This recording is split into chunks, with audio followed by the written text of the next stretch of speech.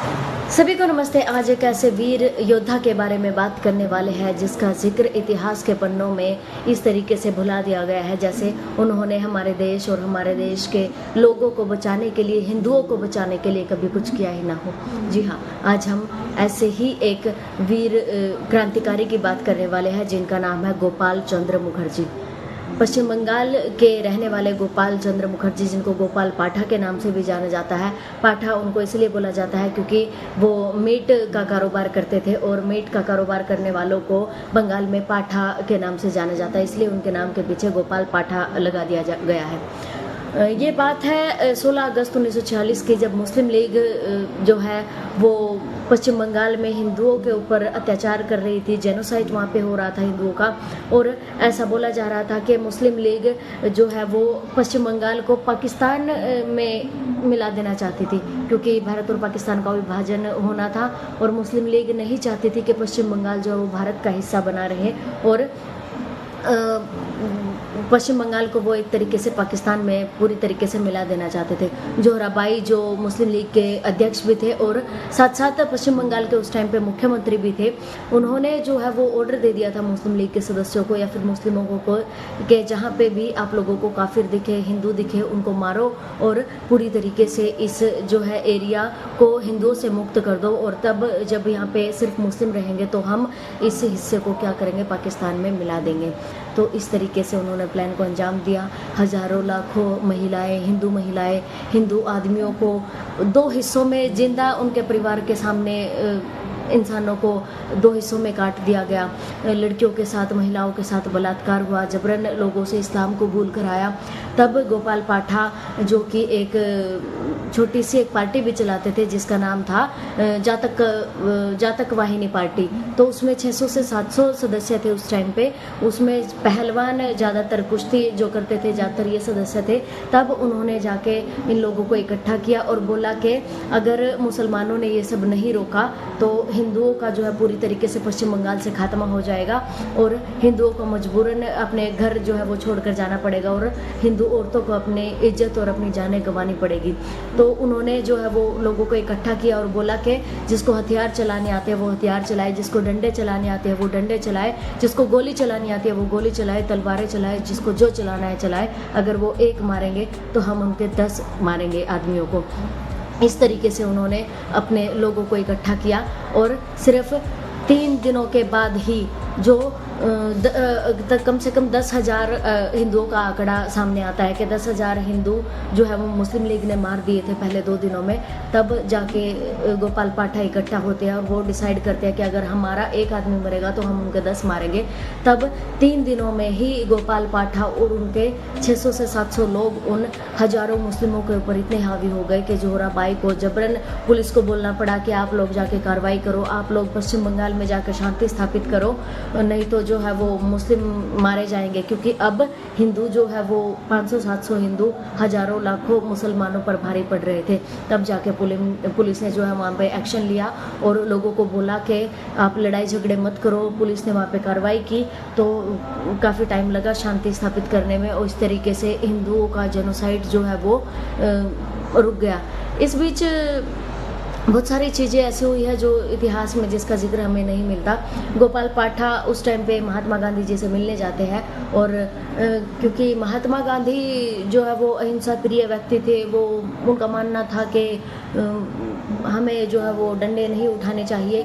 जब गोपाल पाठा महात्मा गांधी को बोलते हैं कि हिंदुओं का जेनोसाइड हो रहा है, हिंदू महिलाओं के साथ रेप हो रहा है, रेप कर रहे हैं मुस्लिम लोग, तो क्या करना चाहिए हिंदू औरतों को, तो गांधी जी जो है वो अपनी ऑटोबायोग्राफी में लिख के जा चुके हैं। उन्होंने खुद बताया कि उन्होंने हिंदू महिलाओं के बारे में बोला था कि हर हिंदू महिला जो है वो झांसी की रानी तो नहीं हो सकती, तो अगर किसी महिला की इज्जत के ऊपर कोई प्रहार करता है तो उस महिला को अपने दांत से अपनी जीभ जो है वो काट लेनी चाहिए और अपनी सांस रोककर उसी टाइम अपने आप को मार देना चाहिए। ये राष्ट्रपिता शांति प्रिय कहे जाने वाले महात्मा गांधी जी के शब्द थे, जिनको कुछ लोग मानते हैं कि महात्मा गांधी बहुत अच्छे थे, लेकिन मेरी जो है पर्सनल अगर ओपिनियन मैं दूं तो मेरी दृष्टि में उन्होंने सिर्फ और सिर्फ अंग्रेज़ों का साथ दिया है, सिर्फ और सिर्फ जो है उन्होंने लोगों को रोका है आज़ादी पाने से। उन्होंने सिर्फ एक पर्सनल कम्युनिटी, जो प्रॉपर एक कम्युनिटी के प्रति उनकी वफादारी थी। उनको लगता था कि मुसलमानों के अधिकारों का हनन हो रहा है, लेकिन हिंदू मरे तो मरता रहे। हिंदुओं के ना तो कोई अधिकार है, ना ही हिंदुओं का कोई पर्सनल पर्सपेक्टिव है किसी चीज़ को लेके। तो उस चीज़ को लेके अलग अलग लोगों के अलग अलग मत है, लेकिन मुझे नहीं लगता कि महात्मा गांधी जी ने कहीं भी देश को आज़ाद कराने में अपना योगदान दिया है। बल्कि ऐसे लोग जो हिंदुओं को बचाने के लिए जिन्होंने अपनी जान तक दांव पे लगा दी, महात्मा गांधी गोपाल पाठक को मिलने के लिए बुलाते हैं और गोपाल पाठक को बोलते हैं कि तुम जो है वो अपने हथियारों को जो है वो फेंक दो, क्योंकि अहिंसा अच्छी नहीं है, हमें लोगों को नहीं मारना चाहिए। तब गोपाल पाठक बोलते हैं कि अगर हिंदुओं को बचाने के लिए मैंने एक कील भी यूज़ करी है तो मैं एक कील का भी सरेंडर नहीं करूँगा, हथियार तो सरेंडर करना बहुत दूर की बात है।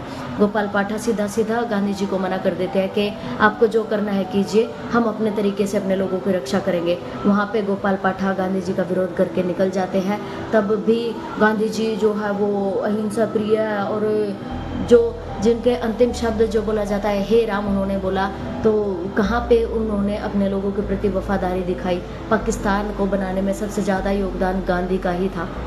गांधी, चलो छोड़िए, वो एक राजनीति का विषय है, उसमें मैं नहीं जाती। लेकिन गांधी जी की ऑटोबायोग्राफी में उन्होंने खुद लिखा है कि गांधी जी जो है वो अपना ब्रह्मचार्य चेक करते थे कि वो पूरी तरीके से ब्रह्मचारी है या नहीं, और वो नग्न अवस्था में अपने 2 पोतियों के साथ सोते थे। तो कहाँ का ये है, वो खुद कबूल करते हैं कि मैं जब 11 साल का था, जब कस्तूरबा से मेरा रिश्ता तय हुआ, तो उस टाइम पे मेरी 2 महिला मित्र थी, जिनके क्या पता कितनी जो है विदेशी महिलाओं के साथ उनके संबंध रह चुके हैं। तो वो इंसान अगर आपको अपने आप को आज राष्ट्रपिता कहलवा के चला गया, तो मुझे नहीं लगता उस देश के लोग जागरूक हैं, क्योंकि जिन लोगों ने वाकई में अपनी जान गंवाई है उन लोगों का तो लोग नाम तक नहीं जानते। क्या आप लोगों ने कभी सुना था गोपाल पाठक का नाम? हजारों लाखों हिंदुओं की जान बचा के गया। नतमस्तक हो जाना चाहिए हमारे लोगों को, हमारे देश के लोगों को उनके चरणों में, उनके योगदान के लिए। लेकिन बहुत ही दुर्भाग्य की बात है कि लोग गिने चुने उन लोगों का नाम जानते हैं कि कोई जो है वो देश का चाचा बन गया, कोई देश का पिता बन गया, लेकिन जिन्होंने वाकई में अपनी जान गंवा दी उनका नाम इतिहास में तक नहीं लिया जाता। बंगाल फाइल्स, जो कि विवेक अग्निहोत्री की एक मूवी आई है, जिसमें गोपाल पाठक की भूमिका जो है वो पूरी तरीके से दिखाई गई है, तो सभी लोगों से अनुरोध है कि ऐसी मूवीज जाके देखिए जिसमें रियल जो क्रांतिकारी है उनके बारे में बताया गया है। गोपाल पाठक की पूरी जो है वो स्टोरी इस मूवी में दिखाई गई है, कैसे हिंदुओं का जेनोसाइड किया गया, कैसे मुस्लिम लीग ने हिंदुओं पर जो है वो अत्याचार किए। साथ साथ इस मूवी में एक और हिस्सा चलता है जो कि आज के पश्चिम बंगाल का चलता है, क्योंकि आज के पश्चिम बंगाल में भी सेम ही चीज़ें हो रही है।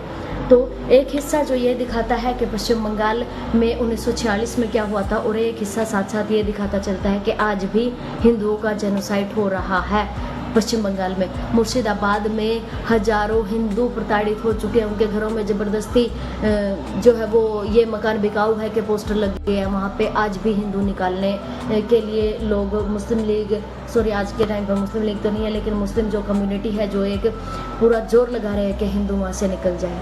तो अब भी नहीं जागे तो आप लोग कभी नहीं जागोगे। जानिए ऐसे लोगों के बारे में और अवेयर होइए। ज़्यादा से ज़्यादा ट्रेंड चलाइए। सोशल मीडिया तो सभी यूज़ करते हैं। अगर गवर्नमेंट हमारी उस तरफ जो है वो ध्यान नहीं दे रही, तो हमारा फ़र्ज़ बनता है कि हम उस चीज़ को ट्रेंडिंग में लेके आए। साथ साथ सरकार के जो है वो कर्मचारियों को या फिर नेताओं को टैग करें कि पश्चिम बंगाल की तरफ आप ध्यान दीजिए। मणिपुर पूरी तरीके से जल चुका है, मणिपुर में लोगों का धर्मांतरण हो चुका है, और अब पश्चिम बंगाल भी दूर नहीं है, क्योंकि बहुत सारी जगह है जहाँ से हमारे हिंदू भाई बहनों को निकाल दिया गया है, मार दिया गया है, या फिर जबरन उनका धर्म परिवर्तन करा दिया गया है। अगर आप लोगों को जानकारी और वीडियो अच्छी लगी हो तो वीडियो को लाइक और शेयर ज़रूर कीजिएगा, और चैनल को सब्सक्राइब करना भी बिल्कुल मत भूलिएगा। धन्यवाद। जय श्री राम।